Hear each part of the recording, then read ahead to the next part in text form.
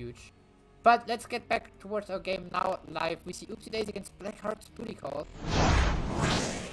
Coming in here as the next series.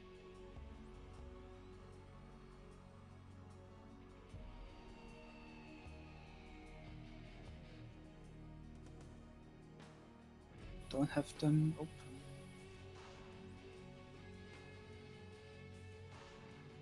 Right. So we can have a look at the map screen in the meantime.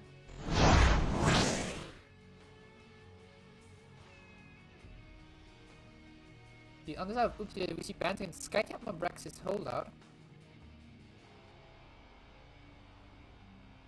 No one likes Brexit.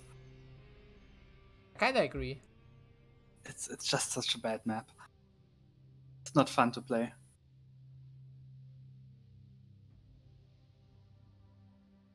On the side of Booty Call, we see Bant against Battlefield of Eternity and Dragonshire.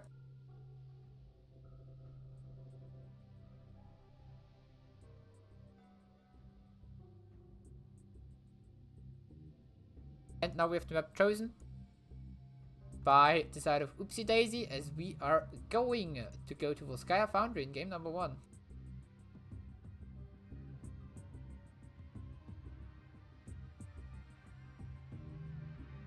Right, we've got everyone in the lobby as well. It looks good to start soon.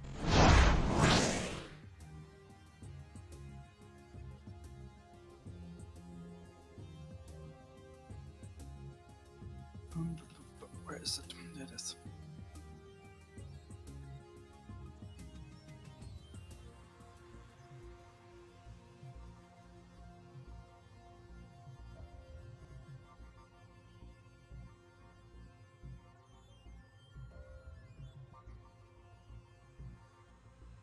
But yeah. Blackheart's Booty Call against Oopsie Daisy. Do you have any insights on those two teams? I don't think so. I mean, at least I have not seen them play myself yet, if I recall correctly. But just looking at what they play, they just play like very lot of ETC on both sides. Ooh, so might be a contested pick. And we saw it in the last game. ETC can be easily blown up by teams, so it might be something they're looking at. Yeah, especially since the side of Oopsie Daisy, for example, plays Reyna and Greymane. Greymane, a lot of damage in most cases. On the other side, we see a lot of ETC and Greymane for Blackheart's Booty Call, so same thing there. They're just able to punish the ETC if he jumps in and jumps in without any follow-up. Especially. Got everyone in the lobby. Okay. Yeah, okay, both teams are ready, so we're already ready to jump into game number 2 in the second series. Game number 1 of it. Righty. Volskaya Industry, or Foundry, as the title says. Not Industries. Thank you, Blizzard. I mean, it's hot. We saw it in CCL. The thing about Volskaya Foundry in CCL, it was always a 30-minute game going to the 5th Protector. I'm gonna be really interested. We're gonna see the same here. I don't expect it, but it's definitely a possibility. I hope not. I hope not. 5th Protector sounds like a rare thing and sounds like it's gonna be a game decider in the first place. So first pick goes on to Booty Call, I see. Yes, Oopsie Daisy chose the map, so we see first pick on the side of Blackheart's Booty Call. Having a quick overlook at those teams, we see, yeah, as you mentioned already, a lot of ETC from both teams. Yeah, I was first ban. We see a lot of Craven and Reyna from the side of Oopsie Daisy, which is very interesting. To auto Deckard's taking away as well. Blackheart just very strong, especially on maps with zone control, and taking him away here is just no-brainer. Also, another tank ban on Booty Call. So now the side of Oopsie Daisy has to dig it deep. The next play tank is the the ETC, and then the Joanna, but only 5 and 3 times. So they have to dig deep into the hero pool. I really already enjoy like the switch up we seen bans on both teams. Before we had Anna Orphe ban all day long to go with Johanna. We're gonna see a Geslow being first pick here. We did not see him a single time today, even though he has been a really good hero recently, but he fell off a little bit again in the last few weeks. Last 2 weeks or something. Johanna Reina is going to be the pick from the side of Oopsie Daisy. Very interesting to see the Reina being prioritized over the Cassia when Johanna is in. But I would assume that's personal preference here. I'm gonna go and say that as well because Cassia. I mean, they played Cassia 7 times as well, so maybe just felt like it. And Mephisto together with an Anna. Anna again, very stable healer, a lot of healing output, a lot of utility. And the Mephisto, one of the hardest mages to play in my opinion. Kinda curious about that one. Mephisto also kind of enabled due to Chromie being banned already, because Chromie can just loop him as soon as he ports in. So he's getting back to where he was, and also with Anna together, it's a really strong combo. And then you also have the Gaslow with a potential Gravel Bomb, just comboing away the opponent makes it really rough for Oopsie Daisy. Potentially, but you know there's the Medallion, but you can only use it once every 300 seconds, so... Every 5 minutes, yeah. But I'm not quite sure. Mephisto again is very skill reliant, so... And now we see the Anu being taken away. So another tank ban. And the Enwin on the other side. Enwin, I like, probably my favorite healer after Whitemane. Just so much stable. He's so stable. And we also see the Cassia, so Cassia Reina. Very interesting backline coming out there from Oopsie Daisy, having 2 more auto attack focused and poke damage focused. Not really those typical burst heroes, which we see usually in the form of mages with Kalphas, Jaina, Li Ming. And is Sonya gonna be their tank? I mean, Sonya will have a fun time against Gaslow in the lane itself. And I mean, she could potentially opt in to leap and look at Anna and Mephisto where she comes back. It's gonna be a leap game. Just jumping on the Anna together with the Mephisto, since you know where the Mephisto respawns. But the thing is, like, then she's kind of alone, you know? You could potentially see a Falling Sword jumping right after them as well. Please, no. I would not expect it, because then the backline of Oopsie Daisy is without any sort of protection. So Reina and Cassia will just get run down, especially by Magada is now being picked up, and Tychus as the second DPS 4 side of Booty Call. And Malfurion is gonna be the healer for Oopsie Daisy here. I don't like the Morgana's pick. I say it all the time whenever I see him. I don't think he's a good tank because he is just so... He's so straightforward.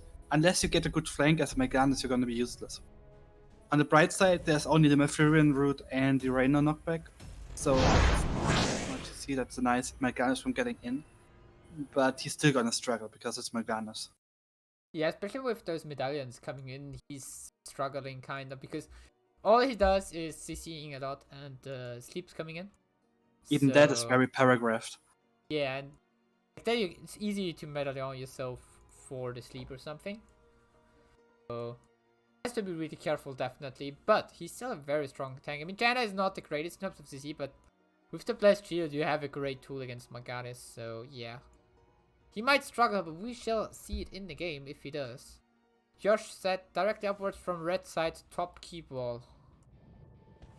Combat preparation. On the red side, we have Booty Call with Josh's house here.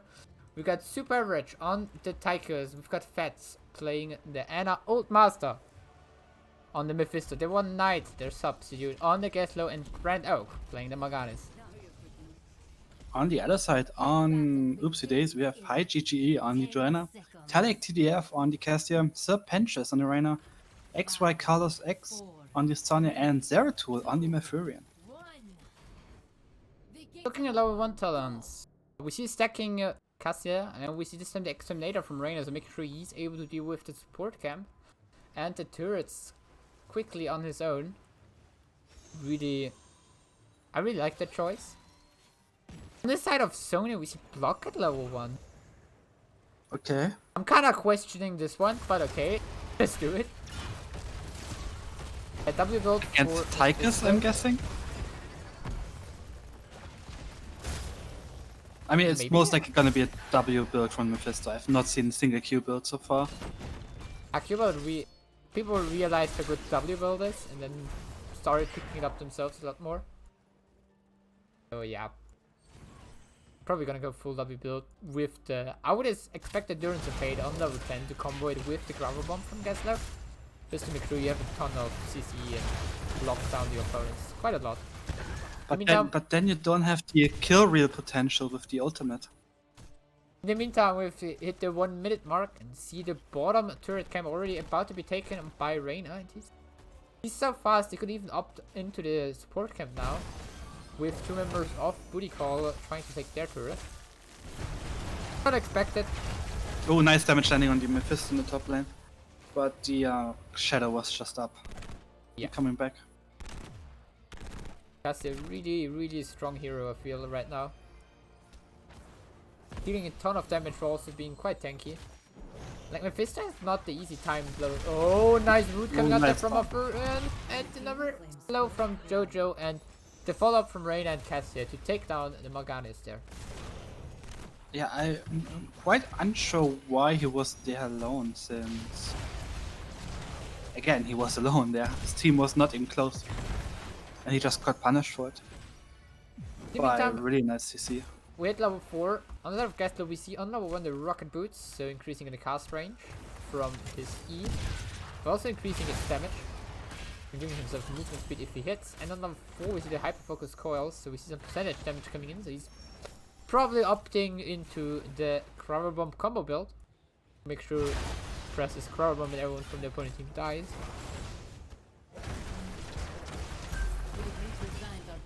It's just...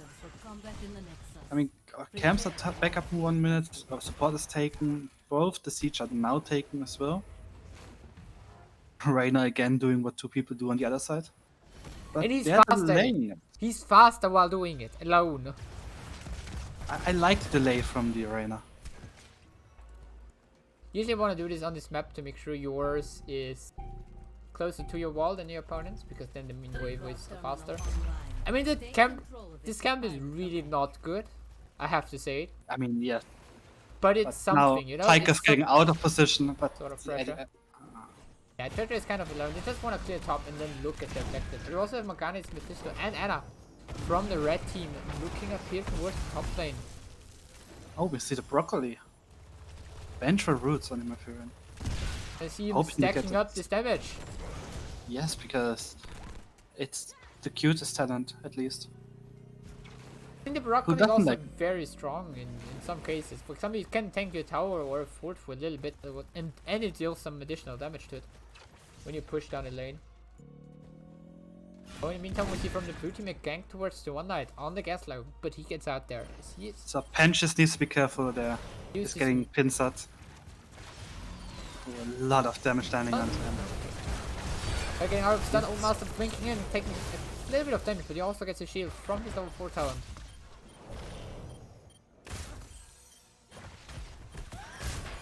Yeah, just looks like Oopsie Daisy has to fall back, just take their own siege turret again.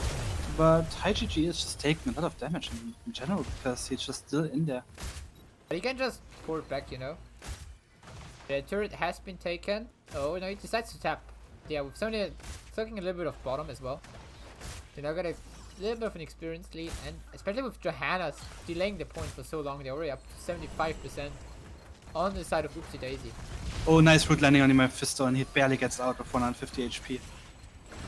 In the meantime, we now see the blue team looking at the objective. Brando getting slowed down there, but he manages to get out there.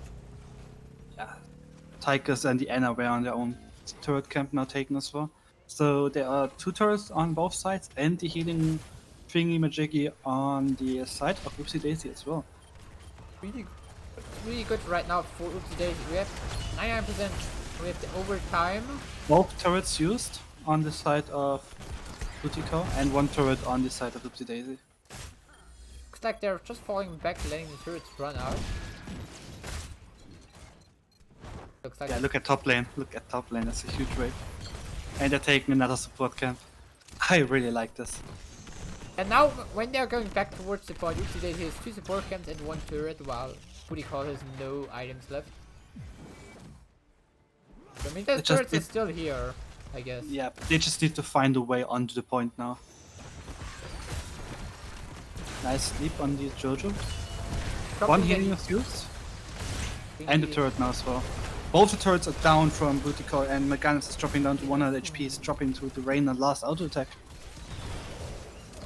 Now we see the point of control of the blue team, but Heidi dropping low. He's still getting a little bit of resets, but he's getting rooted there by Moffer, and now we see the healing item used.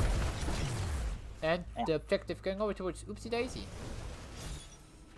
So, question is, do they clear the mid lane first? Yep, they are. In the meantime, we see now level 10 in for side of Oopsie Daisy. As they go with Reina's Radar, the leap with full 1-1 build from the side of Sonya so far.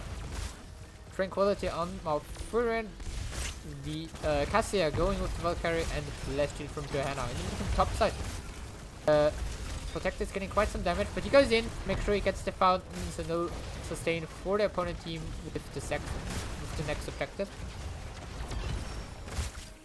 Yeah, just the standard Bird Sky Foundry stuff, so clear, just use the objective to set up the next objective and just snowball off of it.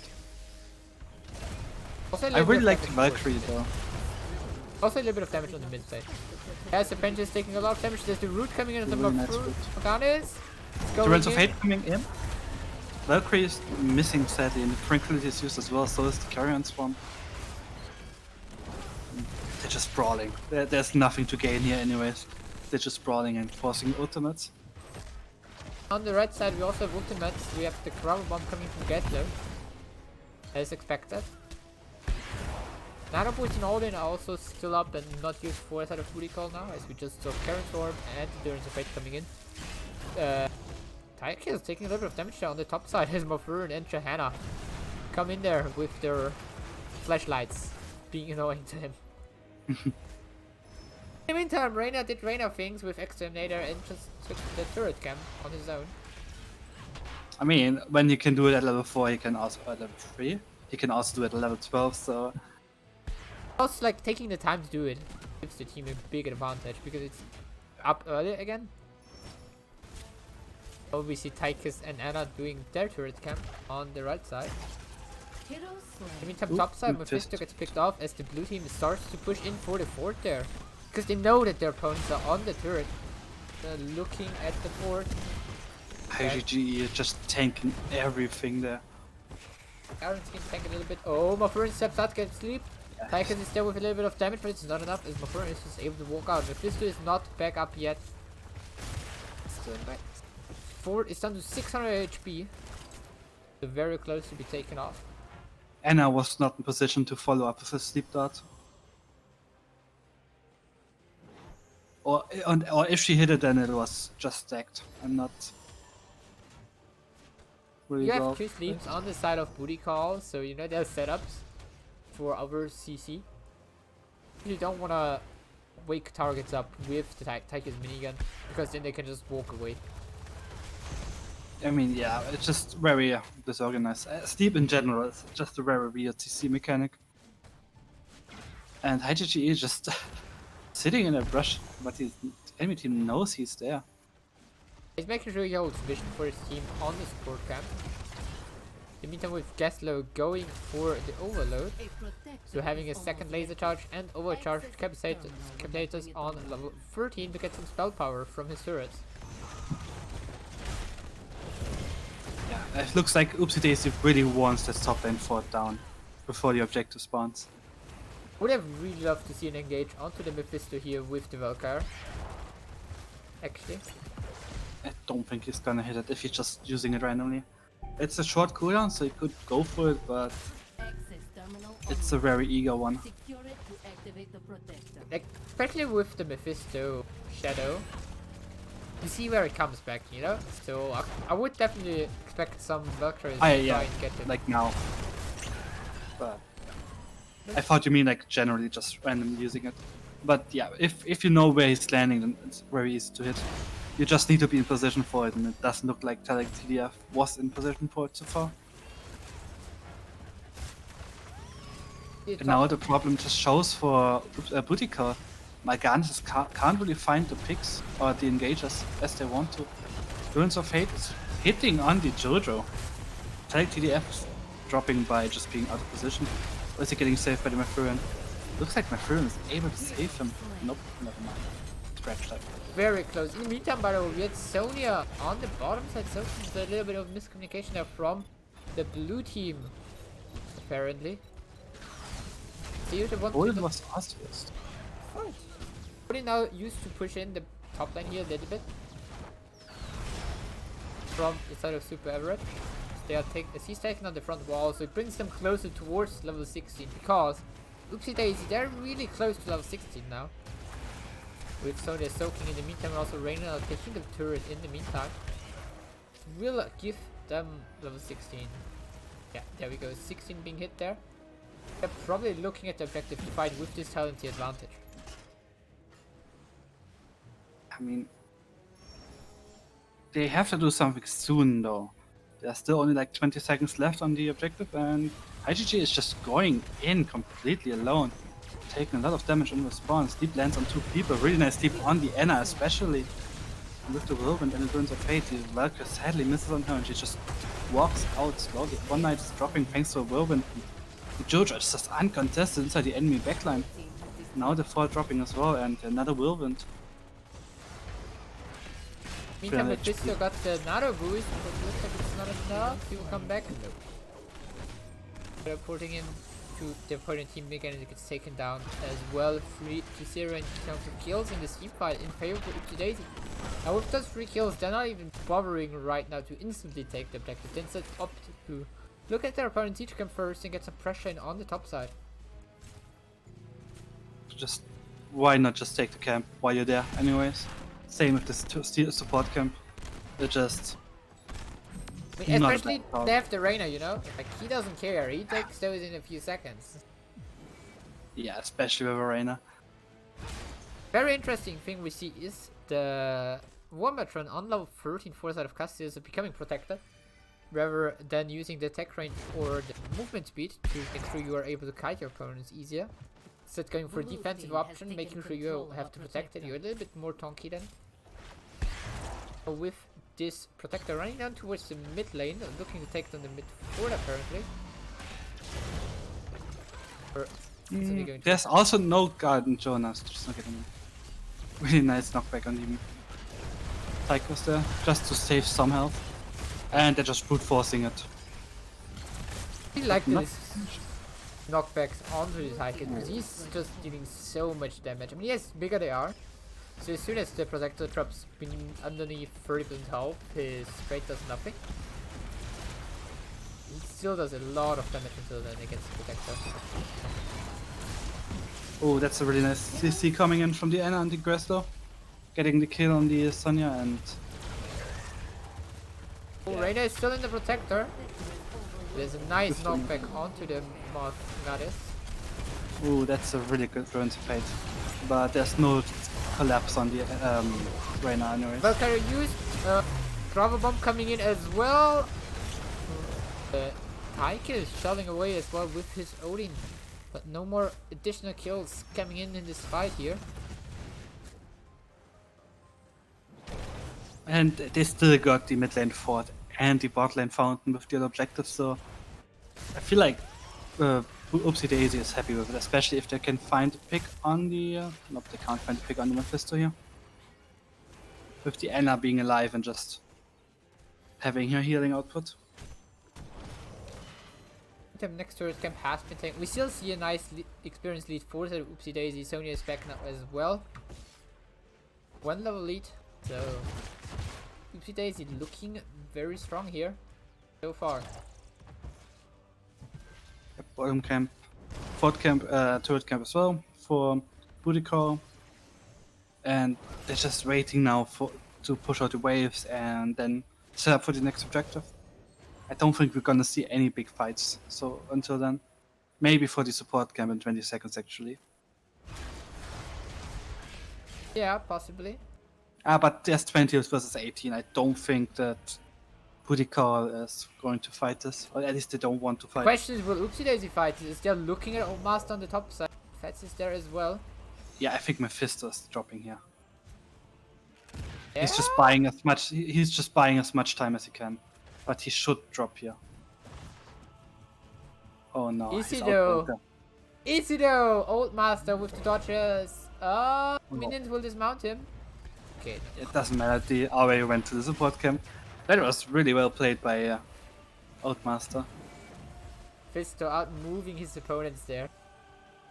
Anyway, level 20 we see Indestructible, Imprising Light, Execute. Ignore Pain and Life Boost. Coming out for the side of Oopsie Daisy. Having some really strong talents coming in them there for them. Yeah, especially Indestructible is common. If you don't pick Indestructible on JoJo, I will report you for grieving in most cases. And other than that, like the only thing I have never seen is Imprisoning Light, because people tend to pick like Ball of Lightning, Ball of Uselessness before Valkyrie. Actually, Ball of Lightning deals a ton of damage, so usually Yeah, started but picking up myself sometimes. I can understand the reason behind it, but I just think Valkyrie with the threat of the pull is just so much higher. But that's Yes and probably no. just personal preference and. Yes and no, and Thanks, sometimes, especially in those coordinated games, I really enjoy to see you go to Valkyrie into a blow up with a, I don't know, Blessed Shield on the route from a Furn or something like that. So in those coordinated plays, I really enjoy that. Especially when you have so much damage on your side already. But if you play double support or something like that yourself, you definitely want to go Ball Lightning just to make sure you have a ton of damage. And you can kill And the because opponents. people don't know how to play around it. People tend to group hack a lot. I mean, I cannot make it bad for them if they wanna hack. I mean, I can't, I mean, but social distancing. Oh yeah, true. It's social distancing. IGG on lone onto point, just getting chunked and forced to get healed up. Odin is popped as well, turret as well on the objective, and Rebel Bomb hitting on only the Johanna. Oh, that's a lot of damage. Nice. Mephisto's coming back. Can they kill him? Yes, they can. That's really well played. 1 for 1, 2 for 1 trade so far in favor for Oopsie Daisy, but the Odin is still there. Feds now with a nice sleep around to Sonya, giving him the movement speed from his level 7 talent. He's getting a 2 for 1 trade there in favor for Oopsie Daisy.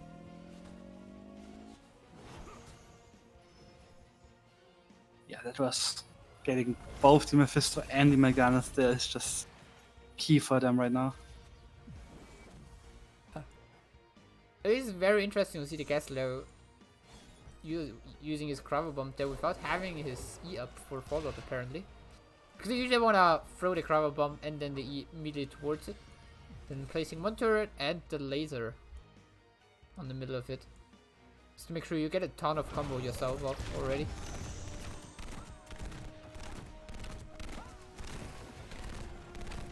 You don't really need people to group to get value from Ball Lightning, says the chat. Yes, it's indeed. But then you also have to stick to the target. But also, like, when you split the opponents with the Ball Lightning, it also gives you kind of value.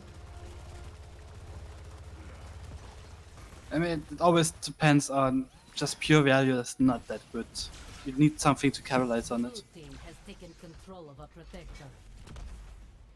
Protector goes over towards Oopsie Daisy now, looking on the bottom lane here, looking to open up the keep and maybe give them the win condition here. Asta already going in, looking for some poke damage on this Mephisto. The wall just melted there completely. Grand Oak taking a lot of damage. Druids of Hate was not a Druids of Hate, that was a normal light bomb Q. Odin has been used in the meantime by Super Rich, so making sure he's able to poke away on a long distance. The Protector now going in for the keep down to half health. So again, keeps on poking, throws in some bombs and some lasers. There's also Neo coming in from Tychus to keep. Looks like it's going to fall, but so is the Protector. Mana boost is used on the Mephisto. And they're re-engaging. Really nice knockup from The Megan. fade into Gravel Bomb! Goodbye, Cassia. That's the healing being used. Ceratul taking a lot of damage, but in the meantime, Reyna just right-clicks Tychus to death. Better Starcraft this core attacker now. Serpentius being sleep though, and he gets taken out, but in the meantime, we also see Anna falling, so 2 for 2 so far. The Sonya just healing completely uncontested. She still has her turret and she probably should have used it during the team fight. Sonya getting stunned there. There's another sleep, and Gaslow and Mephisto, will they be there? Oh, there's another grabber bomb, and the bomb is good by Sonya. Root onto 2 now from Zeratul, trying to help make space for Jana so she can get out. Does he get out? Yes, he does. He had another iron skin up. In the end, it's 3-4-2 in favor for Blackheart's booty call. But we also had in the top side, Catapult and those 3 assault troopers running in favor for Oopsie Daisy, and that was looking to get some damage onto the keep. Yeah, but I mean, it's not really big anyways. And the fact that the turret went from the Sonya over into the hands of the Meganis is just huge for the next team fight. I feel like if both the Reyna and the Sonya would have used their turrets earlier when they got engaged on, they could have had slightly better chances of surviving that. Maybe even getting a kill more there. Maybe. But with Sonya still 10 seconds dead, they can't even contest the fort camp. Maybe. Okay, Grand Oak sending a point, taking it now. Goes over towards red team. Yeah, but the last team fight, the Durance of Fate into the Rebel Bomb was just so huge and set them up perfectly, getting instantly 2 kills. Or 1 kill. Yeah. Really nice from there. Also the level 20, we saw the level 20 upgrade from Gaslow with the 12 seconds cooldown reduce per target hit. Get some value there because he had a backup 20 seconds later on for the Sonya again. Oh, nice dash shield on the engage. Titan. He's dropping here. He should drop here. Yep, he's dropping. Goes down, but Carbomb landing in the meantime. Pull onto the Nice Morganis. re-engage with the leap. Morganis got the nano boost actually in this fight. Mephisto went down. Rendo getting out though.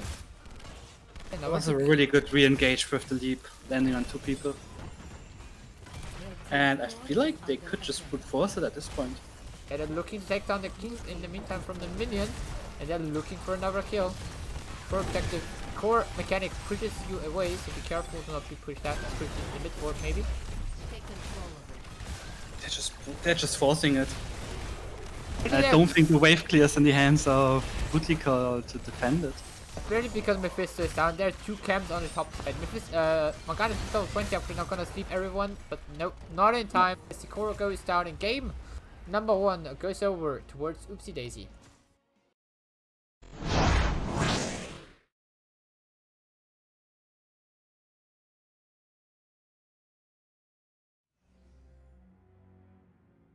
We again see the blue team starting strong into the second series. It was certainly a very close game there. If the booty call did not fall, if booty call would have managed to secure some structures at one point, it would have been a lot easier for them. But Yeah, I think they got only like top lane war all game long. So yeah, kinda. not really anything of importance.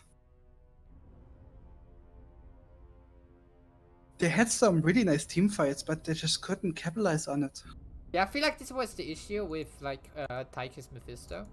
Like he often had to use the Odin in the team fight, or he used it in the team fight, so he did not have it up for split pushing. Then they don't really have that much siege damage to push it down a lane.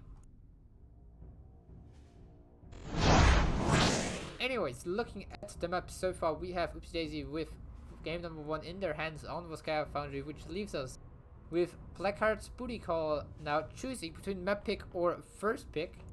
We still got left open Ultra Pass, Cursed Hollow, Infernal Shrines, Tomb of Spider Queen, and Towers of Doom. I kinda expect to see Infernal Shrines game, honestly. I mean, it has to be, right? It's Infernal Shrines. People just pick it. Everyone wants to play it.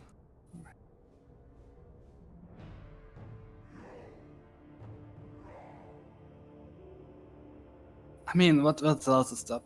Curse. I mean, it's gonna be Infernal Shrines.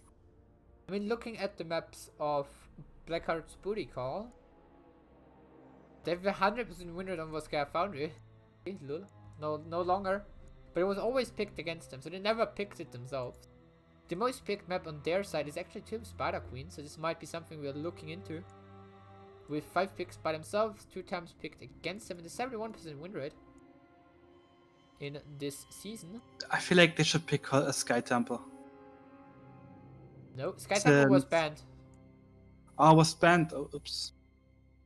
No, Oh yeah, it was they banned. already choose to go for map pick, and that will bring Cursed us Hollow. towards Cursed Hollow. Ah, this is gonna be a macro-intensive game, I hope.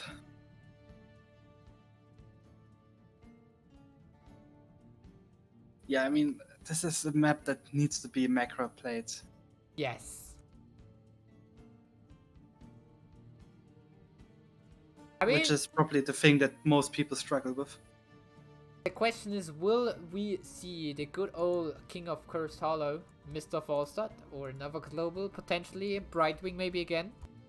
We already saw her earlier today, but on Battlefield of Eternity was not the greatest map. and not Now the we're gonna greatest see showing. Zagara, the superior solo laner.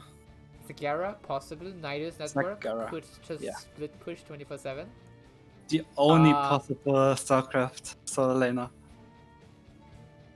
I know what you're teasing there, it's not working. We also potentially the Haka possibility No, that's not a For- solo. That's not a potential solo laner. for the global on the solo lane. We could also see Abathur or Vikings come in.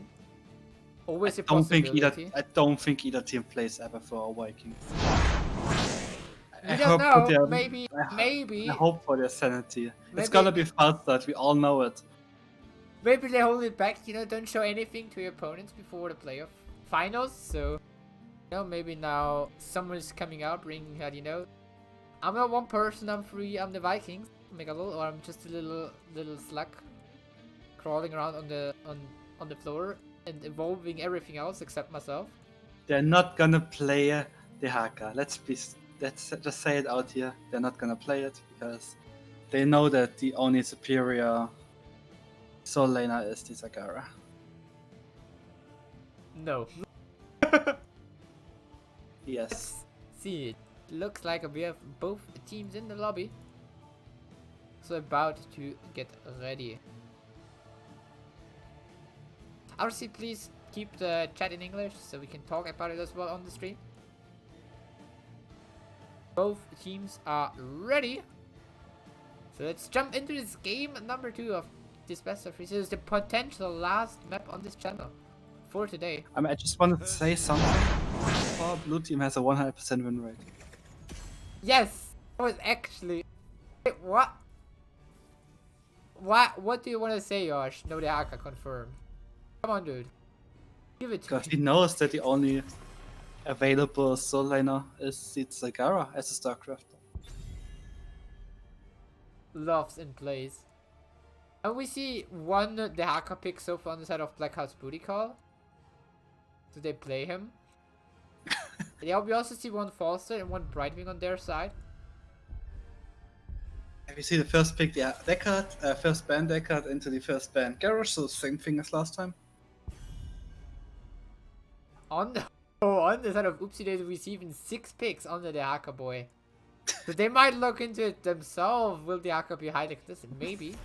They also got 2 Brightwing games they and one. ban Falster. away the Gaslow. So they decided he was just too annoying in the last game, so... Actually, I just found something very disgusting. Looking through the heroes both teams played, both teams have 1 game of Chagall.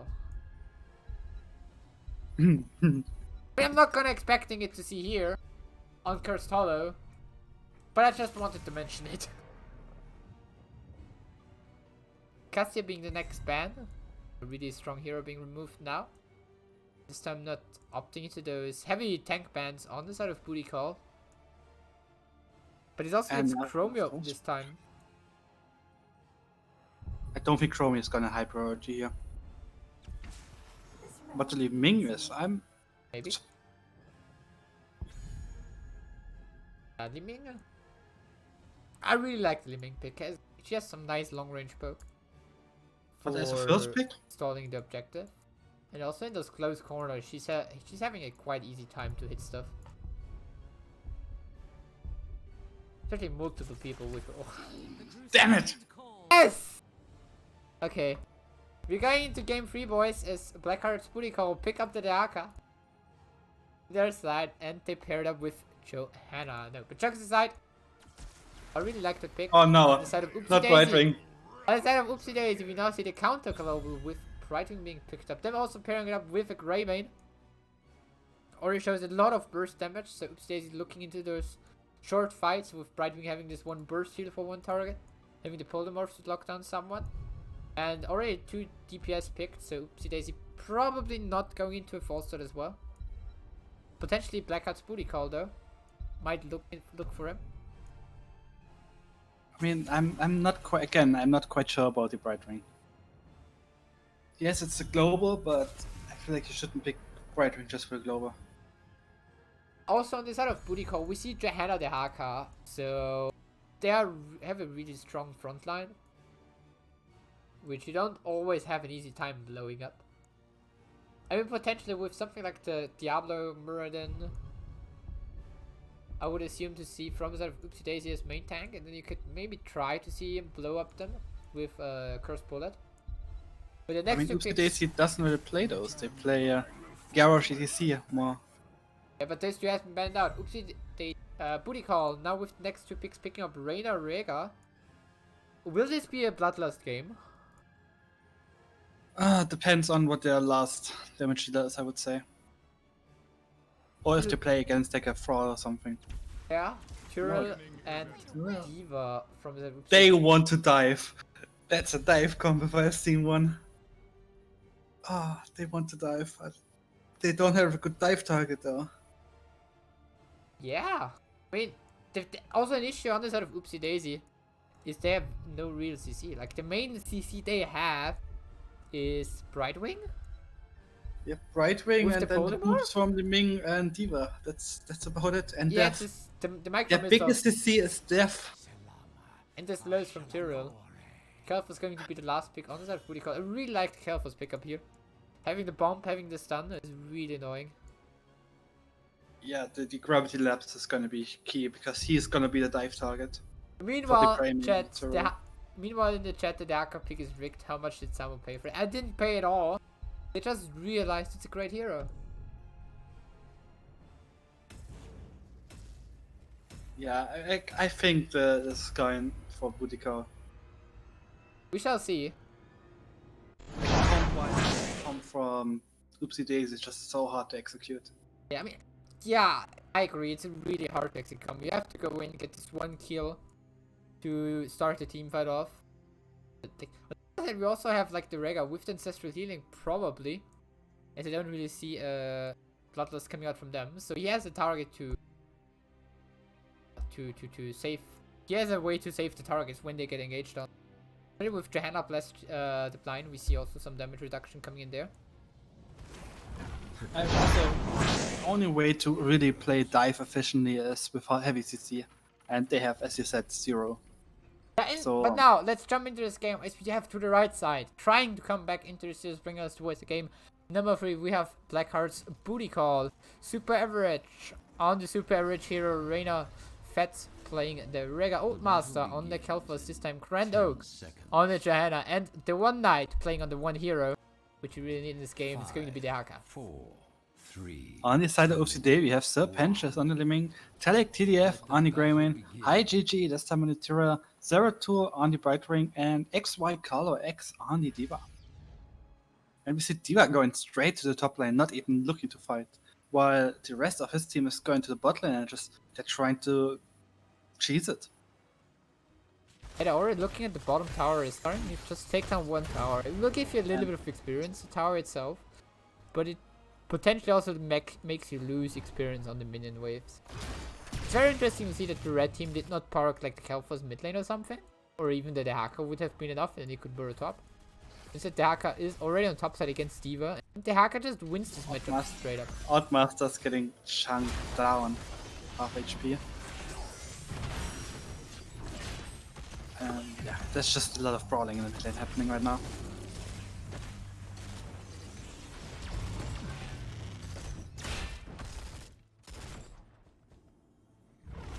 The Akka finally reached the top lane, just clearing it. How's the top lane matchup going?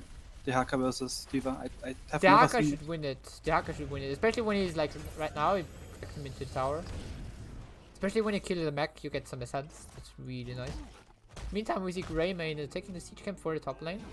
I mean, you could argue it's a little bit early, but you could also argue it doesn't matter too much because the Haka can just easily pull them into the tower range and therefore has an easy defense.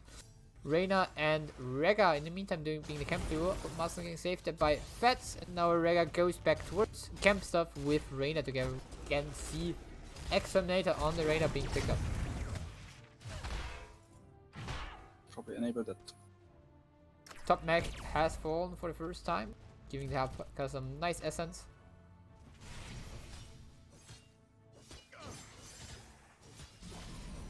Yeah, it's just again, the Haka has. I like to complain about it because I'm casting with you, but the Haka in itself is not a bad pick, especially on a huge map like Cursed Hollow.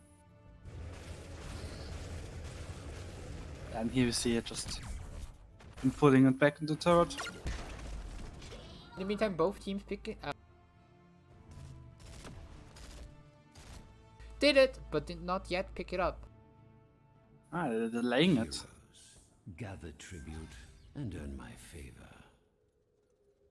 Hoping that the Bruiser, yeah, same thing with the top lane camp in the last game. Hoping that it's closer to your turret. Really good choice there from the red team to delay it a little bit.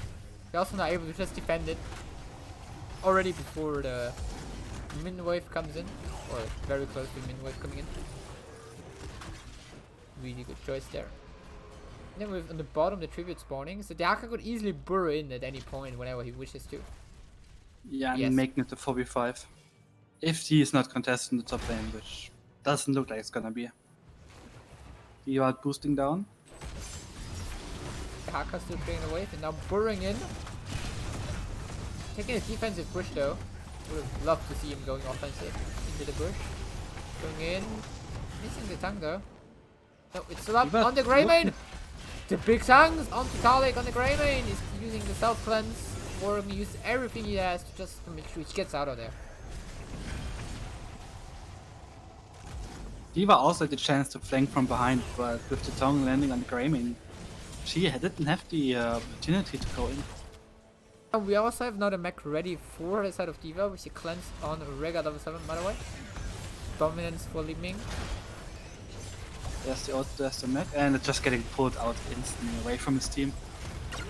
Nice thunder by One Knight on the Haka, pulling out the mech. Using his essence to stay alive. The red team is taking quite some damage. Old Master And- dropping low. Ooh, that's a nice damage landing on Grandhawk. And level 7 reached as well, and they're getting the objective. So even with an XP disadvantage, they're able to brawl booty call away from the objective and getting it themselves. Well done there by Oopsie Daisy. Especially using the D.Va bomb for some really good zoning, then they managed to get into position. In the meantime, D.Va pushing into the top lane now a little bit, starting to get the first serious damage onto those towers. Both towers down to half health. Yeah, both of them. Experience So loss. But yeah, now we have the Haka on the bottom side again, of course, to make sure he has his global up Gather tribute. to get idea of value and burrow top. Because if Ming stays bottom, she, especially now with the camp on the bottom side, really nice timing there. Being I would say it's a little bit too early, but that's okay. Like Ming has now to decide if she wants to stay bottom. Ooh, nice. Oh, the drag! Ming takes a lot of a damage. lot of damage. I mean, a lot of return damage landing onto One Knight as well after he tanks the tower shots, but I'm assuming he has his trade up and just able to heal up. He got 50 essences, so you can just burrow in and be full health again. It's a really good spawn for red team. Nice stun onto Huge. Hi GG. Yeah. And the they red team don't just even takes- need the hacker.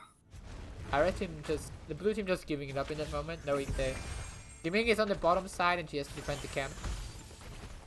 Also, is the stun from Kalphos onto the Reyna was really well done there. From Kalphos onto the Tyrell to make sure he's not able to delay it at any point. Now the boss is about to be taken. Keep in mind, this is the next time in the Reyna. Just look at this boss damage, it's amazing. Meantime, we're seeing the bottom as well. Grayman and Li Ming together with the Tyrell hammering away this boss. Will the hacker check it out? I mean, he knows it's happening and he uses it level 10. Or he got level 10. He saw it and is not really able to get anything there. Bosses has been traded. Like again, the thing is that I can just stay bottom for a little while, take the cam, do the wave, defend the boss a little bit and burrow in. Level 10 for both teams with the triplet spawning. Raymond is still in the bottom, but we also see Reyna now rotating downwards. Ooh, that they're giving up the objective? I don't know. They are kept burrowing in. No, it got cancelled. Burrow got cancelled from the boss. Rip. Phoenix used the delay, now the Akka burrowing in for here. Reyna staying on bottom. Again, the Reyna. Nice push coming in, but there is the sanctification coming in as well. Now Diva coming in from the back. She's about to have her mech ready again. Will it be enough for her mech? No, but she boosts out again. So she doesn't even lose the mech. All the items except for the entrance to healing used on the side of Boudica. Nice drag onto the right wing. There's the instant interrupt from the side of Diva. Now Diva has he's going in with the bomb. One I think a lot of them really nice he goes down. Fed's taking a lot of damage on the Rega as well. Will he stay alive? Yes. He's probably yes. he does know. One kill for Oopsie Daisy there. Yeah, that all the ultimates being used and missing, not getting any kills from the side of Boudica during the first skirmish for the objective just hurt them so much that the re-engage they just got run over. Yes.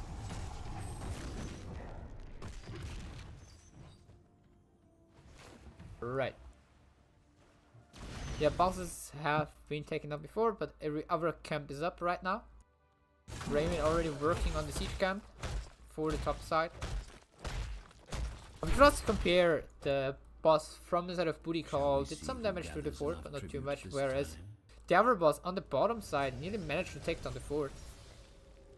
That was with two people defending, with the Reyna and the hacker. Yeah, kind of defending. I mean, kinda, yeah. It's the hacker burrow top, and there was also the Grayman pushing in. So, kind of defending. Bruiser, a siege camp now in the top side definitely has to be dealt with soon. Ooh, nice damage landing on the Kelfas.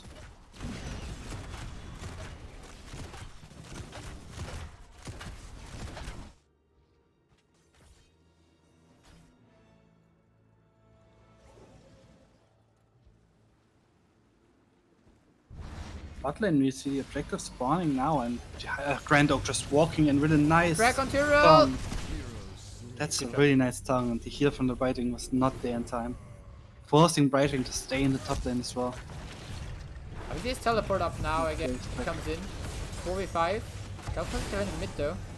Reyna is getting the objective in the meantime. And Deacon is pressured away. 2-2 in terms of tributes so far. So next tributes will give a curse for sure. But the top lane forts, top lane fort going down to the camp. Yeah, I feel like this is just a big mess so far. There's like no team that has the complete macro edge over the other one. I feel like the Oopsie Daisy so far has managed to deal a little bit more structure damage with the bottom, with the top fort down and the bottom nearly. So Yeah, whereas therefore still very hard. Oh, high face checking the bush. A lot of damage being dealt. Also, Fetz takes a cursed bullet to his face in the meantime. Yeah, I think Rayman is just using it on cooldown at this point. If you can get some damage, then just should use it. Zeratul is taking a lot of damage in return. It's Brighton, you know, he heals himself up anyway, slowly. Daka's still top side, pushing in for the fort a little bit, but Diva is now very close. Pretty the red team is split up now a little bit with Old Master and Super Average coming from the right side with Grandog and Fats, Tran and Rega from the bottom side. Daka burrowing in. Ooh, Grand Oak. Oh, more. There's the Iron Skin. The isolation onto the Li Ming. Sanctification has been used as well. Hyperion coming in. Oh, big The shield flash coming in. shield. Ooh, and nice ancestor healing as well. And Li Ming Yep. getting just trying to disrupt the old master, but dying in response. Very nice reaction there by the Haka and Rega, just turning onto the Li Ming instantly as soon as she jumped in. But Super Super Average. Oh, taking off damage, but there's the nice. Ooh. The micro missile managed to take him down, but Old Master in the meantime capping the objective. This means the red team is cursed now, 1-for-1 in terms of kills. So no one getting any edge there. They just have to hope they don't fall behind in XP now, since that's usually what happens to a lot of teams. They're just concentrating on 1 or 2 lanes, and the third lane is just getting soaked for free. But this time they're splitting up evenly, so they're getting all the soak available. And also pushing in every wave of it. Every lane. Old Master now top side. Maybe they didn't know. Okay. Diva focuses on clearing the wave. Pretty Don't easily. think she can kill him. She could, definitely. It's a She Diva. could? Yeah, it's Diva. Disgusting hero. Mid lane we have Grand Grand Oak. Oak. Ooh. A He's lot of front damage. There's the shot, Iron yeah, Skin. Will nice. it be enough for him to stay alive? There's no healing for 20 seconds, yeah. Where's the Pentious? Blank? Okay, no. Not look for any further stuff. So they traded in the end like, a lot of damage on the forts and the top lane fort for a kill. Not really what you want to see. I really like the play from the blue team. Just going for the top lane boss. Hacker's still in the bot lane, but it's got spotted out. The Hacker's not going to worry. Yeah, Reyna in the mid lane, clearing the mid wave, making sure that the mid wave is being pushed in now with the camp. Only not pushing in the bottom, the fort. So just making sure they're there to take the last 2 forts, remaining 4 instead of Oopsie Daisy. No, the blue team is actually there in mid lane to make sure they are defending the fort. Whereas the boss on the top side now can easily be defended by the red team. With Super Average on the Reyna respawning with the Exterminator, just hammering away on this fort, on this boss. Yeah, I think it was just a deny for the boss from the enemy team. But I would have loved to see them going for their own boss instantly, just to make sure they take both bosses or push in with the boss himself. I think they'd prefer to have the 10% mid lane fort keep alive, because there was a camp pushing in, but I think I agree with you. Pushing with the boss, then the bot lane would have been worth trading the mid lane fort. I mean, you don't even have to give it up. Like, just put Diva there. Diva is fine enough in terms of defending it. But yeah, bottom boss now has been taken. They're looking at the fort. There will be a siege camp coming in, helping out a little bit. With Nice defense, tongue. but they won't do too much. Grand Oak missing with the condemn. That's now it's allowed inside the enemy team and the healing is used as well. Adaptation landed on the Tyrael. Isolation. And a really nice invulnerable. Sanctification has been used. Old Master was the one to fall in this fight so far on the Kelpus. We're looking though. Oh, the red team just trying to run away. Super Average gets knocked away a little bit there by the Holy Ground coming in from Tyra. Now, the Keyball taking some damage. Keyball will go down. Second turn as well. Yes. Alright. Meanwhile, the Haka is denying the objective. I like that one. That's some global value right there. But the top lane pushing in as well with a triple catapult. Yeah, with the 2 Sea Giants in the catapult. And the next one also arriving there. Might look at the keep, so someone has to defend it. But they can't leave the bot lane either. So they're sending Yeah. Perfos there. After he died. Just respawn. Yeah, 4v3 in the bottom and it's Li Ming just trying to poke away on the fort. So she will be able to take it down slowly. No, okay, they now decide to retreat. As Diva in the mid lane is about to lose her mech. Diva lost her mech in the mid lane. Yeah. Yeah, I mean, at this point, Oopsie Daisy just wants this objective and then push it in completely. Yeah, in the get meantime. maybe a keep or. Oh, the anti-force tongue at barely least. misses there. There's the blessed shield. Will Brightwing stay alive? Another stun from Calphos and good by Brightwing. Well done, the booty call. Finding the Brightwing there. Go with the turtle and using their stuff to get a kill. Really well done there. Really good for them. In the Yeah, meantime, I think that's. I don't know. The blink heal was up from the Blackwing. yeah, probably, but there was no real target to blink to, right? Like there was only a I mean, there turret was- right next to her. Yeah, the turret was also inside the enemy team, so yeah. But they got level 20 now, and they're just hoping to find anything, I think. I mean, Brightwing can teleport in as soon as she respawns, right? So they could even look to do an aggressive stuff something somewhere. Gather tribute. Nah, I don't think they're gonna try for it before the objective spawns, because Yeah, it's there's 2-3 no to 2-3 again. Yeah, they're now taking their objective, and the siege cam will push in on the top side. Where they're already slimming at least, is string around the objective, making sure no one is able to sneak it fast. Daka is top side, by the way, so he makes sure his team gets 20. There we go. See pack leader, by the way, from the Daka, so he gets 20 ammo while in the bush and for 5 seconds after leaving it. Very interesting choice there. Oh, okay, if you're going in to Penchas, it's trying to cap it, but Diva is just using the mech to zone completely, and that's a lot of damage landing on the Grand Oak, and Grand Oak getting ancestral healing. Objective was taken by Oopsie Daisy, and just sprawling now at this point. Big 2-minute isolation coming in there from the Haka, making sure Turo is not able to get a sank off. But they're still cursed, so the lanes will be pushed in for against them. Rayman with the movement speed able to kite away. Yeah, he's getting out. Only one to fall is Turo in this fight. But the red team now has to fall back and defend the lanes. I actually don't think they should have kept it. Think, like in hindsight, because they are not in position to capitalize on the objective at all. I still think it's a good pickup because the lanes are now being pushed in against your opponent team. So your opponent team has to react to those lanes. Oh, Old Master getting caught there. Dropping very low. Fetch there with the healing. Would it be enough? No, it is not. Serpentius getting the risk.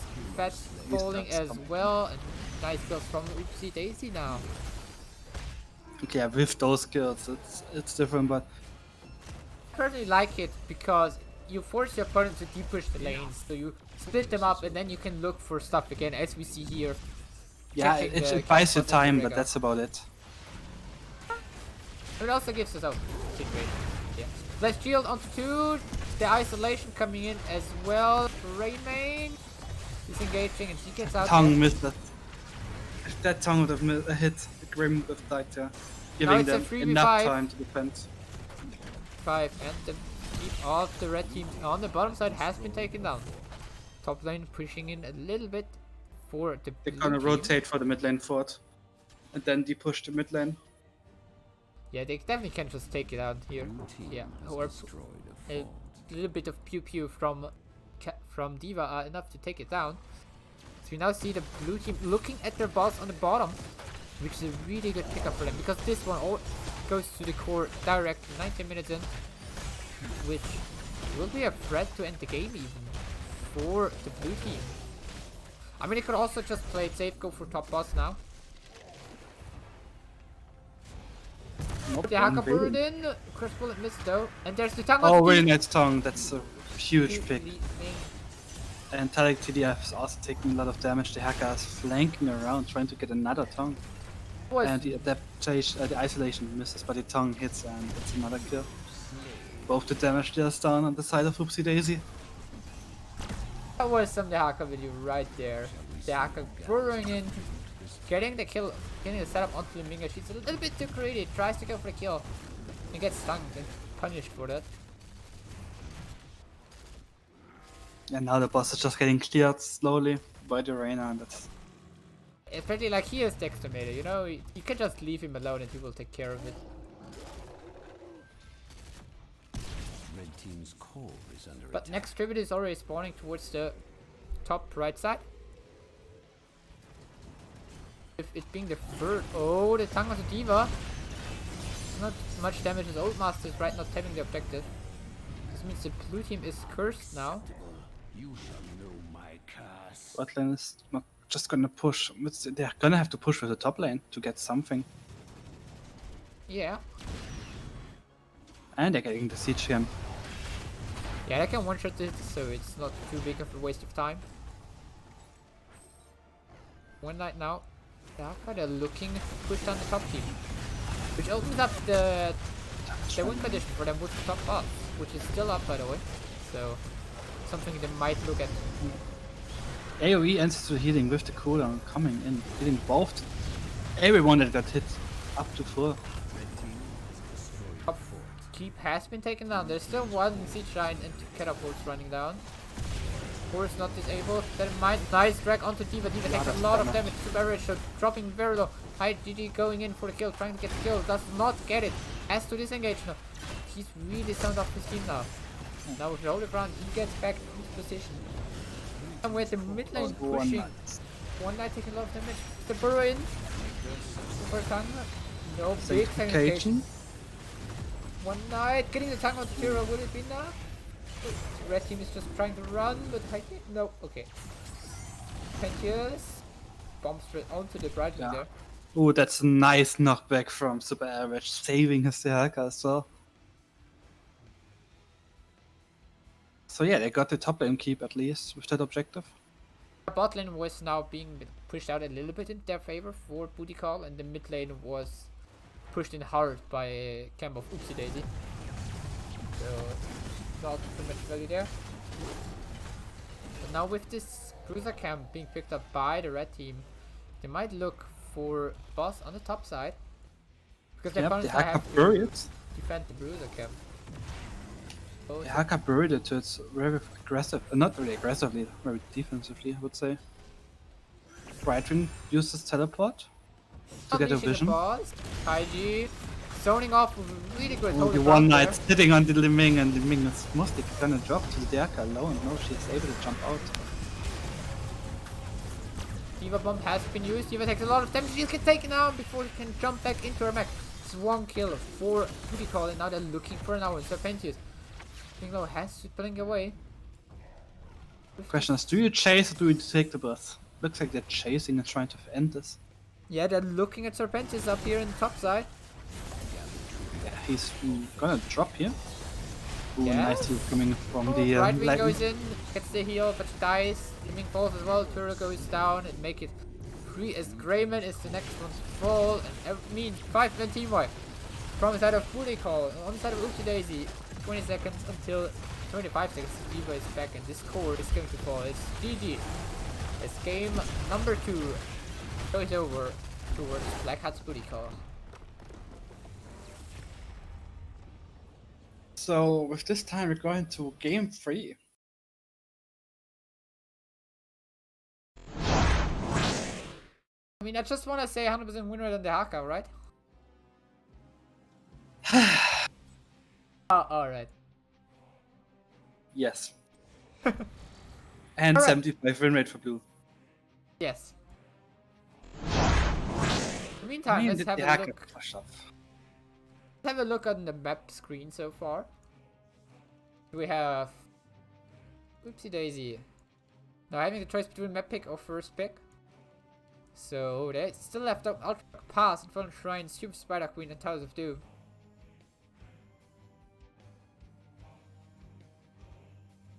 I mean, it's gonna be like, what? Infernal Shrines, I'm guessing. Because it's Infernal Shrines. And we haven't seen it yet. Yeah.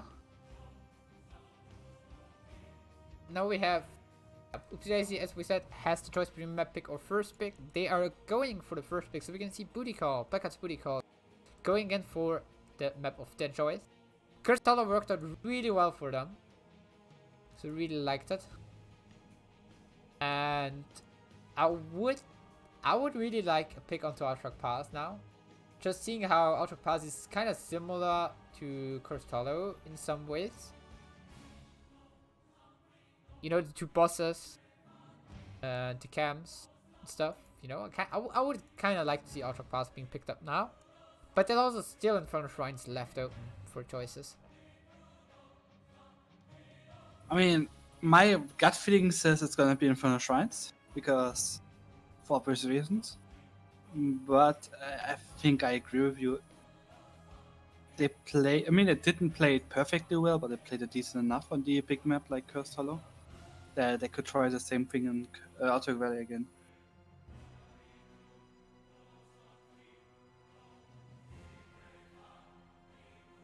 Right. You're a WoW player, right? World of Warcraft player. Why? Yes. Because you said Altrock Valley. It is Outer Valley. Let's be honest. Right. It's the same thing. I mean, yes. Right. Should be the same thing. Let's say this way. Yeah. I mean, a lot of people understand when you say it. It's just really weird for the people who have no idea of World of Warcraft, you know? Like, I never played it, and when someone says Altrock Valley, I'm like, what? What? Altrock? Didn't you mean Altrock Pass, mate? I mean, yes, I know, but it needs.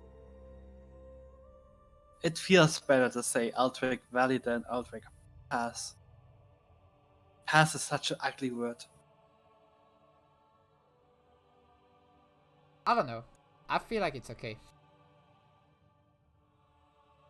First game free of Rare Cup.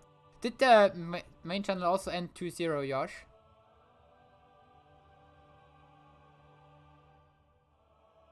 Oh, Ixon, welcome.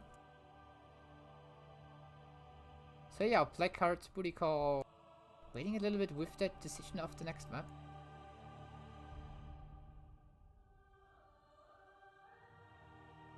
They're just so exhausted after that game.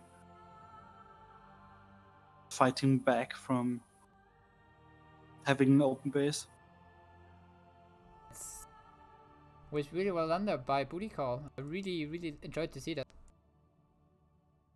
Like, especially this time, it was a really chaotic early game, which did not bring us too much forward out of Oopsie Daisy. They're picking Altwick Pass. Alright. Are they listening to the cast? I mean, that's why they need that 3-minute delay, right? Potentially, yes. Cole is a true WoW player. Alright, there we go. Confirmation from chat even. We even have Galaxy in the chat. Welcome, Galaxy. Already hyped for the Mythic Championship, which will be next weekend on Sunday. But before that, we are going to have the final games of Rare Cup today on the main channel after this last map here. Then we're gonna radio over towards the main channel where we right now already see the first thing, I believe. The first semi-final between Firmament Era against Chill F Heroes. So definitely something to watch out for. And tomorrow we're gonna have the Epic Cup coming in with the best teams from Division 4 and 5 battling out to crown the best of them to the Epic Champion. And then we have next weekend on Saturday the Legendary Cup with the best teams from Division 2 and 3, and on Sunday the Mythic Championship with the best teams from Division 1 with teams and players like Hazuups, Steino, X-Ray, the Galaxy, as we saw him in chat as well. A lot of good names, big names coming in there. Obviously. Me obviously as well, because I'm just the best player. And then, but that's not all of it. I mean, yes, Season 13 is then over and you should definitely sign your team up for Season 14. But we also have the off-season tournament currently running. And then we're gonna have the playoffs on the 13th of December.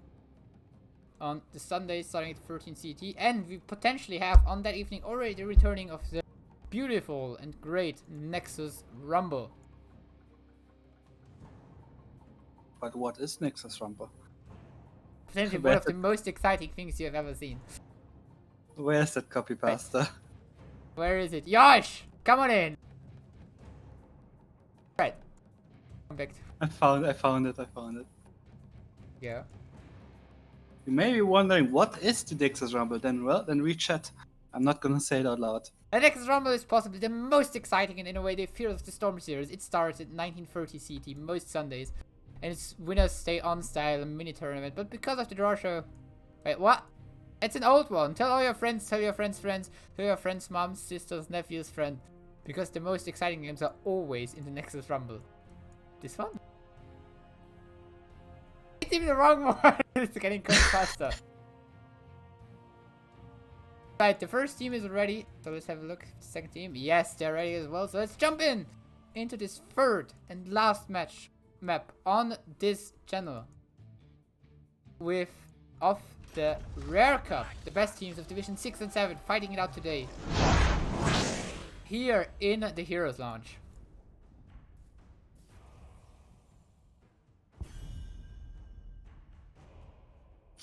Okay, so are we gonna see the same?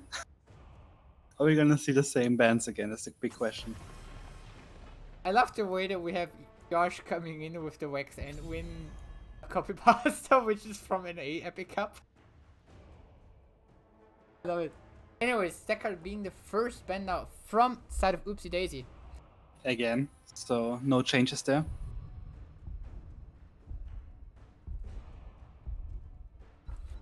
Especially Ultrac Pass, you know, with this route, with the cube. You have a lot of delay tools to make it for your opponent really rough to take the objective, and also a lot of very strong AoE CC control tools to set your team up.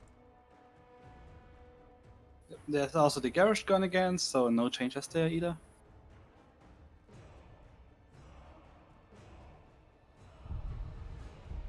And last time they banned the Gaslow in this spot. Yeah, I had to bend the Gaslow. It was really annoying with Sky Foundry, and they're gonna stick to it. Moving the Gaslow again. You know who is left out now with Gaslow being removed? Diva, The Haka. for example. And Diva. Yeah, Diva as well. I mean, there are a lot of things still open. Cassia also was the second ban for Booty Call in the last game. Potentially see it here again. I mean, it's not a bad ban. It did really well in game 1. But no, they're actually banning Diablo? Yeah, I kinda like it, like move in every tank. But yeah, this leaves Johanna open and Heidi Yeah. immediately that's picks her excellent. up.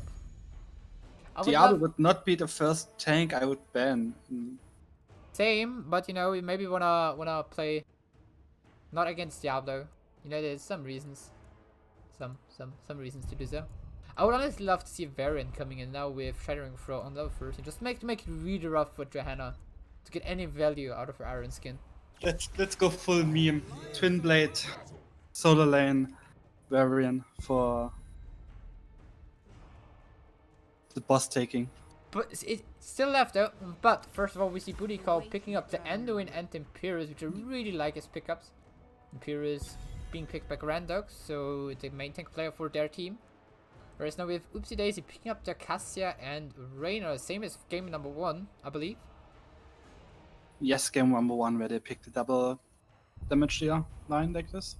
Yeah, so And that's was very dominant for them. So hoping we're gonna see the same thing. I mean, Cassia and Reina are just a really strong backline there. See how they come. It's an interesting Rhaegar weapon, being Rhaegar. taken away. I believe they're worried of Bloodlust with Cassia and Reina to just run down the opponent. I mean, I guess that makes sense. I mean, yeah, it makes sense. Bloodlust being very strong, and they're banning away the ETC themselves. It's a very interesting choice. You didn't want to have Yeah, ETC against Imperius, packing- but they already have the main tank. I would kind of assume that Imperius is the main tank, but of course you can switch him towards the offlane, or you could even play ETC as an offlaner. Yeah, I mean, it's probably they're expecting a flex. They don't know where the Imperial is going, and they're going full global with the Haka and the Falstad himself. It's not full global because there's Brightwing still left, but yeah. Double global They with the don't, Haka. they don't have a healer yet. They have Anduin. Oh, right, yeah. I mean, yes. I Yeah. forgot that Indian is a healer. Oopsie Daisy, next 2 picks. They could potentially pick up the Brightwing themselves if they want to. Nah, I wouldn't like No. that. Yeah, okay. My Furun is the better choice by far. They just still go for the Maforan. A very comfort pick apparently for Zeratul. We played him at least in game 1 as well. Yeah, he played him in game 1 and game 2 we played the Brightwing. So Like I like Malfurion way more than Brightwing. Just for the root and the CC. I don't really like the Samnia pick, to be fair. I feel like they would need another second bulky frontliner in front, like a Blaze or Lyric or something along those lines, just to make sure that Cassia and Reyna have the space against Imperius to know to have enough space for them to do stuff. The last pick from side of Booty Call will be the Chromie. Very interesting she's getting left up until the last pick. So very strong poke tool. So I definitely see a little bit. I personally prefer the draft of Booty Call a little bit more. The Falter is the only question mark, to be honest, in my opinion. But I'm guessing they're going for a 1-3-1 lane kind of style with the mid lane probably. rotating. So I can see it, but CC wise, they only have the Imperius and the temporal loop from the Chromie. Cole is a true Horde WoW player, so he don't even see end. What? Let's jump into this game. Number 3 as Booty Call is trying to do the reverse sweep up here in the right side. In the red. Old Master on the Chromie. Super Average playing the false dot. Fats on the Anduin. Grand Oak playing the Imperius as a main thing. And the One Knight picking again the Hack for the solo lane on the side of Blackheart's Booty Call. On the side of Oopsie Daisy, we have X, Y, Carlo X on the Sonya, Talik TDF again on the Sonya, Cassia, Serpentius again on the Reyna, High GG again on the Joanna, and Zeratul as well on the Mefruin again. Sonya Again. going straight to the top lane. She also has block. Again? So he's potentially looking again into the same build with Whirlwind on 4 and 7. In the meantime, we have on Chromilo, we've got Time of his Pursuit, so giving her some spell power. They're also an active, which gives a ton of vision. And as you mentioned before, they're currently setting up for the 1-3-1 with Dark in the top, False in the bottom. With this, they definitely have a lot of space with Chromie, for example, to go and do some camp stuff. Or just pick people off. Yeah. If you have some really nice played the time stopwatch. Especially thingies. with the Imperius, you know? You can just schlong someone and get the kill in. Like right now, if you get like the Zeratul no? here and Okay. people are in position for it, they're in a position to capitalize on it. You can probably burst someone. Yeah, probably. But in the meantime, they're already starting on the camp. So, yeah. Not too big of a surprise there. But the blue team is also there already. I just love this Exterminator Arena doing camps on cooldown. Meanwhile, this side of Boutica is struggling with it so badly. But they're not capping it yet. They're waiting a bit at least.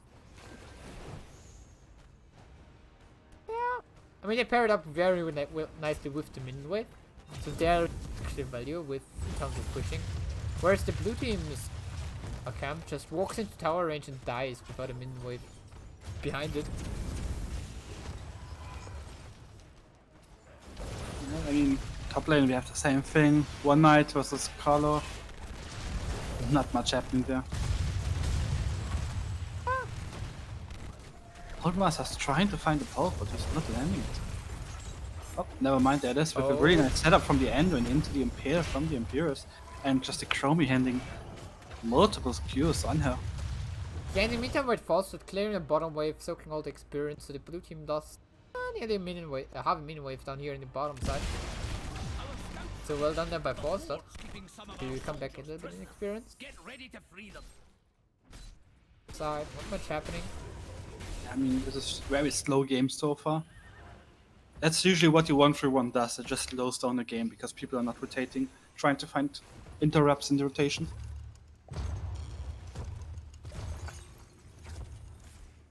I love those free time traps being set up from Chromie. Very defensively set up as well. I think the red team really wants to stall until around like level 8.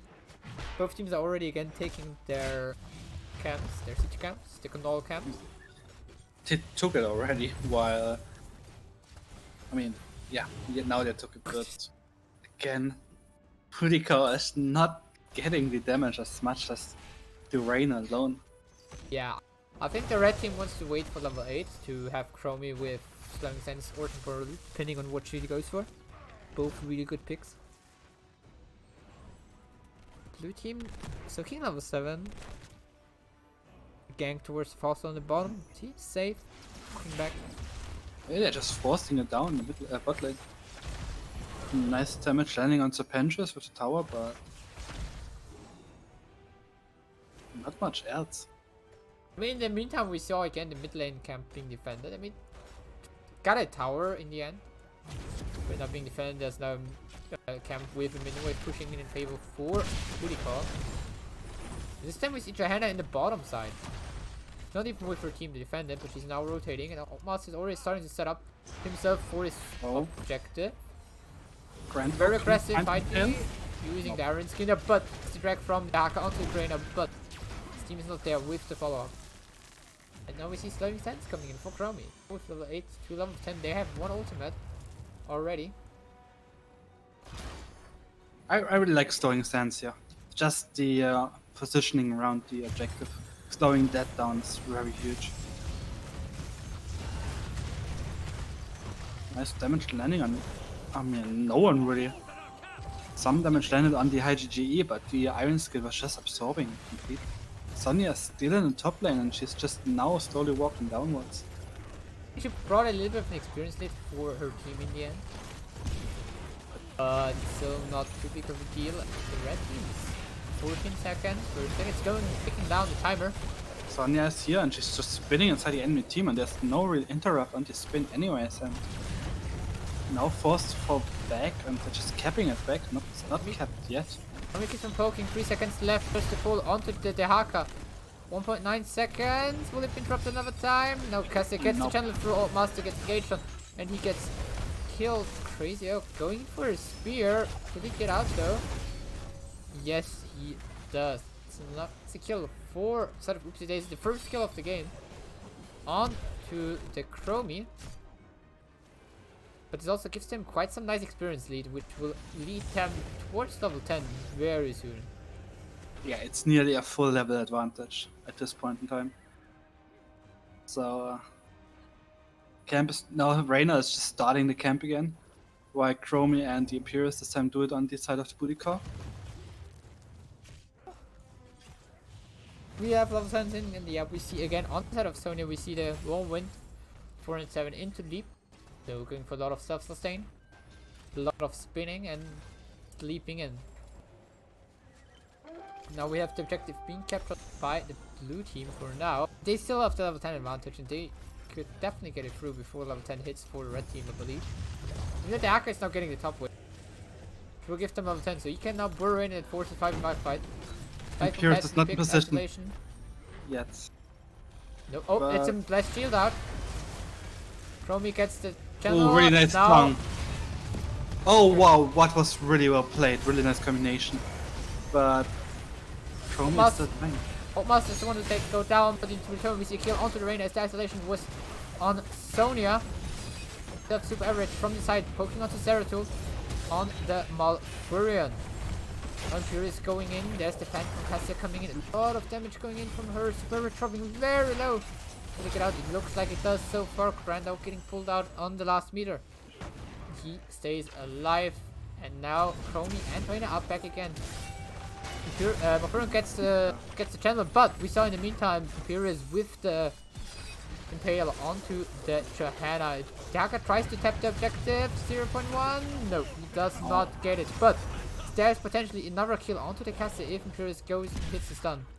But no, they decide to fall back and now look at the lanes to start and set themselves up to defend the cavalry of the objective. That first fight was really well played by Boudica. They had like a light bomb into the gust, so they hit like 3-4 people. But then they couldn't find the damage because now the inside of the enemy team was inside the own backline and just chasing down the Chromie. Chromie dying early during that fight, and then they just couldn't find any damage of importance.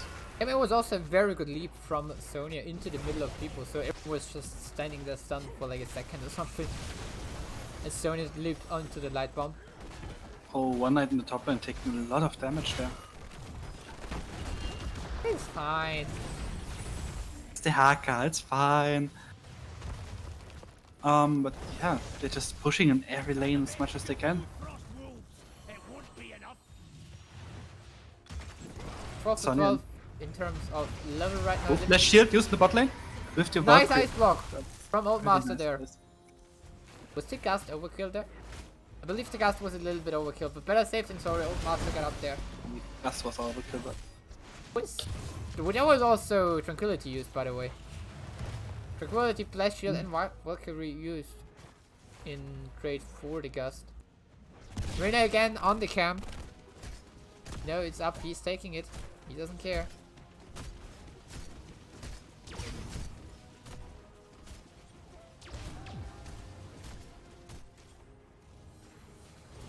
yeah, I mean, that was really a nice try though from HGGE together with the Cassia.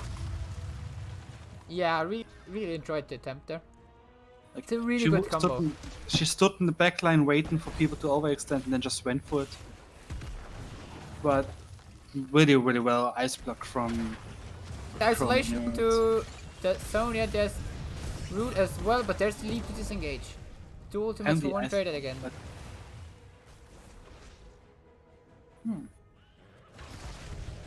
kind of fortunate for about the light bomb that it was popped and useless. In the bot lane we see the camp objective being taken, boss being taken, and the hacker buried as well. That's the global gone. Yeah, Gas was used as well, trying to disrupt it, but it came in way too late. so bottom boss is about to be defended, but the prisoners on the top side spawning in 15 seconds. The blue team might even go for the top boss now. I mean, they should. They They're see definitely everyone in the bot starting lane. They're definitely starting it, so let's see. Chromie spotted it with her level 1. But they're not in position at all to actually do something against it. It's also very interesting to see Malfurion trying to go for the The fort hero in the play? meantime. He was attacking the fort there. Good catch there from the red team to take him down. Nice route from Enduin into light bomb. But they still have the boss to defend now. But this will delay them a little bit. And would bring the blue team close towards level 16. What's happened there? He was trying to start the fort, but he didn't respect the rotation coming in. And then he was just AFK. Just looking back at the stream. Kinda weird. What happened? Let's look forward. He's now respawning. Reyna again taking camp. I mean, it's unfortunate for them because they could have started the objective if the Murphy wouldn't have died there.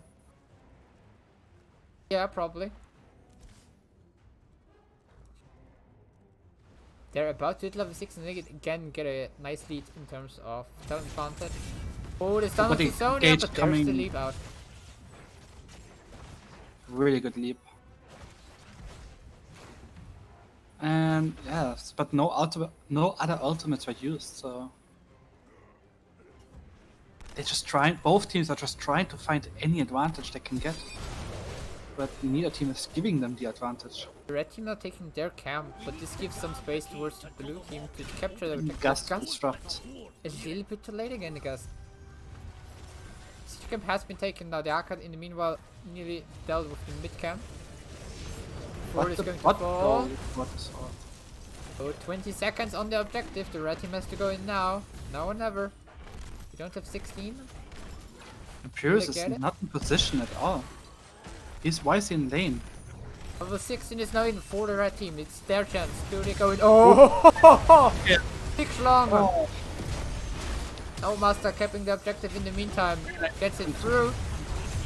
No one dead so far. Sony is the first to die though. Right now, one knight Really taking nice a lot protect. of damage, but his essence is Intellect.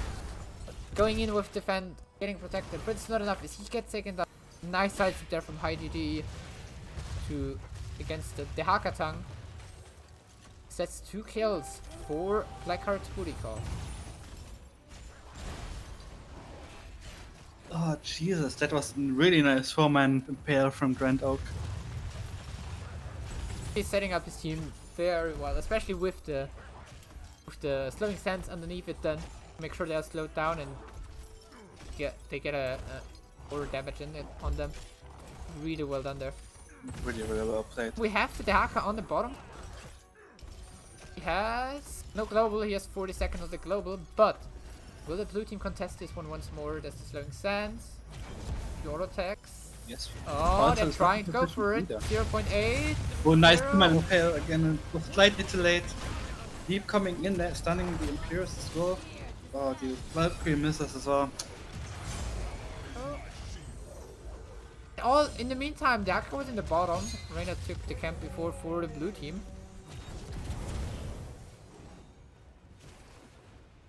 Looks like Budikal is just bringing us back after a really disastrous game 1.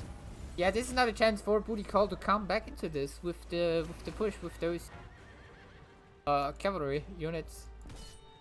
Sonya in the top lane alone. There's the burrow in from the Haka. They're looking to just look at Sonya. There's the tongue. Just getting There's the root. Does he leap out? No. no 20 20 seconds still second left. cooldown as well. Sonya is gone, so that means they can take on the top fort for sure.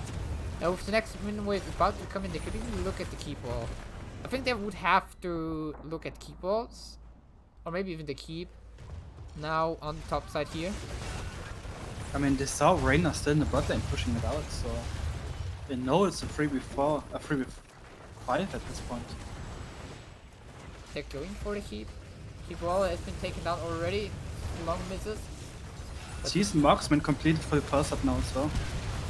It goes down. Oh, the shield comes in. There's the pull onto the Dahaka, but he's getting pulled out again by Endo with the counter pulls against the pulls. And the Gust just to make sure no one is re-engaging. Really, really good choice there by Blackheart's booty. Or just push down the top lane.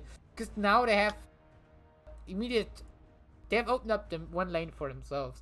I mean, the blue team does not really have to defend it or take care of it. Because the one lane is not enough for the core to die to minions. Because of the region rating. But still a possibility for a boss, for example. To make a boss and buy yourself some time or even look at the core to end the game. On the side of Blackheart's booty call.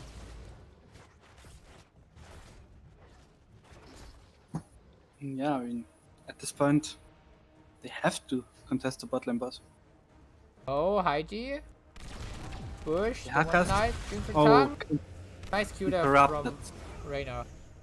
To drop the tongue. The vision from Chromie again on the boss. They Just should know started it. it. They don't know. Does the one knight have his Fura? Don't think so. He does. He does. He does? He does. They scouted out Grand Oak. Oh, really nice Freeman flash shield, but she's now out of position. Nice impair landing from the leap keeper and Master getting engaged, but there's the wind tunnel to make sure they're zoning for him. In the meantime, we see the engage onto Sonya with Imperius and the Haka. Light bomb coming out as well. Does not hit anyone, but Johanna is the one to go down here first. Objective is spawning in 15 seconds. and they're starting the boss themselves now. With Joanna being down. Yeah, I feel like 0-2 being taken down to like 100 200 HP at the beginning of the fight there was just so unfortunate for them. Now also we have level 20s in for the side of Blackheart's booty call. Really good advantage. They could decide to opt to push bottom a little bit, but no, they do the, which I would call a smarter call, go for the objective. And then you should leave like the Haka here and push bottom with the others. To make sure you get some structure damage in the bottom and then open up the, maybe open up the keep even or something. I think the keep is gonna drop by itself. Yeah, the fort does. But open up the keep, Yeah, take the it on the fort, keep yeah. wall. Potentially Mix- with for yourself than running it down with the cavalry. Would be potential. Are they invading the camp as well? Oh, they're for it. seeing it now. Okay, the blue team is leashing it. They're taking it themselves now though. Really nice deal. They're coming in from the red team, taking away the siege camp. Imperial misses, sadly. Sonya cleared out the top lane and is now going to the camp. Yeah, it doesn't look like there's gonna be a recontest from Oopsie Daisy. They're trying for it the last 5 seconds. 5 seconds counting. Turtle is tapping. Shield. There's plus shield. They pull on Phantom, but there's a small pull and the old master gets taken down in the meantime. But there's the guys to secure the objective for Blackheart's booty call. So yeah, I mean, they got the nice one shot there onto the Chrome. They still lost their objectives. It's not the ideal situation for a set of Oopsie Daisy. Really, as Blackheart's booty call can now push the mid lane and maybe up for the mid fort and open up the mid keep because they're only 4, so they don't really want to look for big fights now. I wonder if the Chromie had her time stop up. Timeout. I sadly don't know how to check it. It's up now, which doesn't mean too much, I guess. Like, if she could have bought some time there, it would have been a chance for Boudica to fight back. Yeah, especially like the Chromie Iceberg is just so strong with 5 seconds. Because it really gives the team time to get into position, gust the opponents away, maybe look for a kill themselves, something else, like something along those lines. Which is really, really good. And no, that just looks like they're going for the top lane boss. Instantly, just only push out with the objective. And then bottom lost the walls and the keeps, but not too much more. But yeah, I really like this call because the boss and the right camp are the only things up on the map right now. And blue team is already moving up towards the top lane now. Will they be in time though is the question. Nope, doesn't look like it. Getting scouted out. Hygiene. There's the tongue. Nice tongue there from one night. And the gust That's as a well. really nice burst. Sonya getting silenced as well. AoE isolation coming in. Onto Cassia as well. Lens coming in. Nice tongue. tongue again, wow. And the light bomb after the deep come in, so Sonya stunning herself. Light bomb into boss stun there. Getting Cassia and Sonya taken down. Objective is soon to spawn, but it looks like the red team is going for the core. The one knight going in with the tongue. Nice offense though from Reiner, making sure he's not getting slowed by slowing sands and the Darkham misses his son. Yeah, boss is not looking at the core. Ooh, that's really nice condemn. Johanna gets taken down. They're still looking at the If core one and knight trying to end. go forward. Oh, Haiji taking a lot of damage, but there's an destructible coming in. He still goes down. Johanna gets taken down. 800 HP on the core. Dropping. 6,000, 5,000 and dropping. 3,000 at the wind tunnel. And that's game number 3. Goes over towards Blackheart's booty call. They are coming in with the reverse sweep in the second series today. I mean, I have to say that wind funnel at the top lane boss was just so disgusting. I mean, it not only sound the way I believe Johanna and Falstad or Johanna and Anduin, it also pushed Sonya and Cassia into the wall, so they could technically not do anything for the duration of the wind tunnel. Yep. Really, really. And that led to them both getting dive. I mean, it was just really, really nice picks over and over again from Boudica. Really, With the 4-man Impale earlier, and now this wind funnel. really well done. Alright, Really- but with this series being over, it's sad, but we have to go. But, yeah, it's over for us here. Any last words from you, Koleisus, about this 2 No. series today? The two series. The first one was sadly a bit more stompy than I would have liked, especially game 1. And the second game was just very even most of the time, with just some minor picks over and over again. Really well nice games. Yeah, 2 great series come to an end for us here on Heroes Launch 2. But the action is not over for today. Heroes Launch 1 goes on with the rest of today with the Rare Cup. And we shall see who will crown themselves the Rare Cup champion of Season 13. What is your prediction for the winner for today? Is the other game? No, it's not the quarterfinals. It's not done yet, right? I don't have the bracket open. Where's the bracket?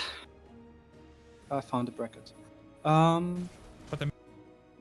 Shoryuken against Mighty Minion's army is currently 1-1 on Ultra Pass. It's looking like they're about to end the game. Okay. I mean, I feel like it has to be one of the. If depends on who wins the semi-final match. If it's Rumonera or Chill of Heroes, I feel like it's either of those teams. Alright, Chill of Heroes or Rumonera are the tips from Koleisus. I sadly have no idea of Rare Cup this season, but we had great games so far. And we had Blackheart's Booty Call with the hackers, so they definitely gonna win the Rare Cup. So thank you everybody for watching, hope you enjoyed it, and to see you again tomorrow in the Epic Cup, or later on today on the main channel with the Rare Cup. Bye! Bye!